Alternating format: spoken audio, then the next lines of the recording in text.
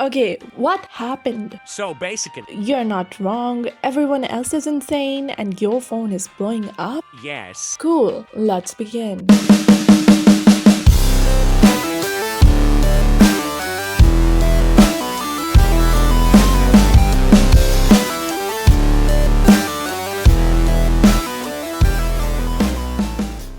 Okay, before anything else, tell me I'm not the only one who noticed this, because Reddit stories did not always feel like this. And I swear, every time I bring this up, someone goes, no. Yeah, you're right. And so I know I'm not hallucinating. I remember when Am I the Asshole subreddit was actually stressful to read. Like you'd finish a post and then sit there thinking, oh no, I don't know who I agree with. Sometimes the OP was wrong, sometimes they were annoying, sometimes everyone sucked, and that was the point. And the best part was waiting. Actually, no, it wasn't the waiting, but it was the thrill of all that wait for the OP to actually come out being annoying or actually an asshole. But you'd read a post, forget about it, and then weeks later, you'd randomly see an update and be like, oh my god, this disaster again.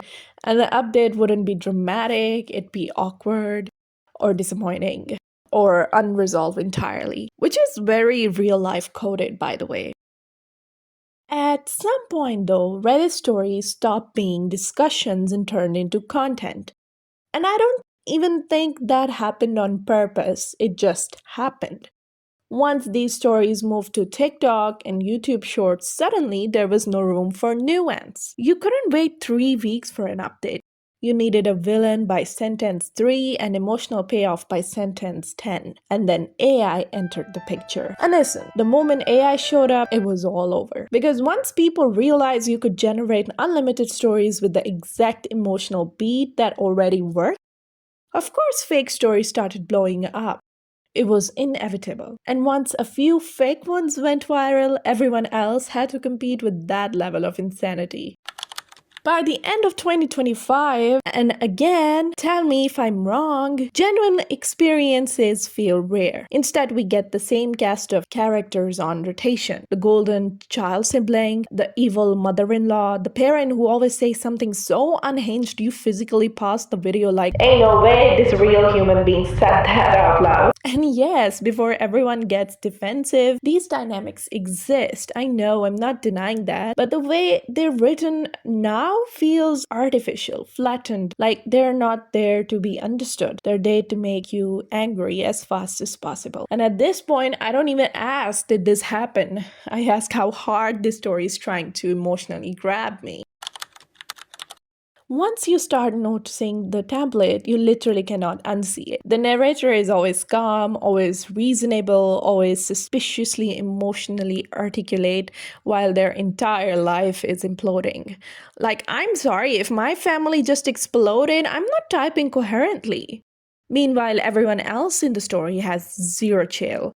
They're not just wrong, they're evil, loud, cruel, almost theatrical. The same phrases show up every single time. My phone is blowing up, I went no contact. For context, this is important. At this point, if someone doesn't say that their phone is blowing up, I'm like, okay, so where's the rest of the story? Because these phrases aren't really storytelling, they're checkpoints.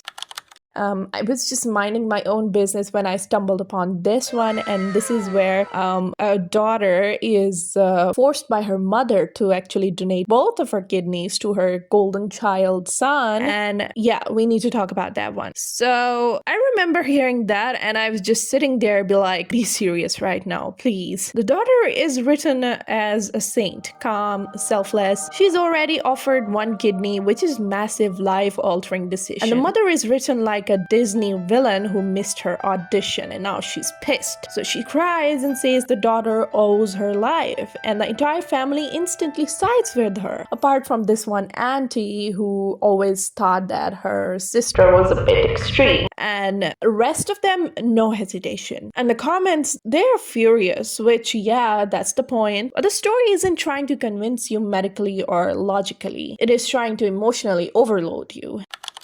I don't think the real problem is fake stories. I think the real problem is that we're training ourselves to expect perfect trauma arcs. Pain with closure, conflict with applause, and healing on a schedule. And real life just doesn't work like that. But that doesn't mean real life is badly written. It's just not optimized for engagement. I'm not telling you to stop watching Reddit stories. I'm still watching them myself, and I'll probably watch one after this too. But maybe next time one pops up, just pause and ask, what is this trying to make me feel? Like, why did it work? Anyways, that's my spiral. Tell me if I'm insane or if you see this too. I'll see you in the next one.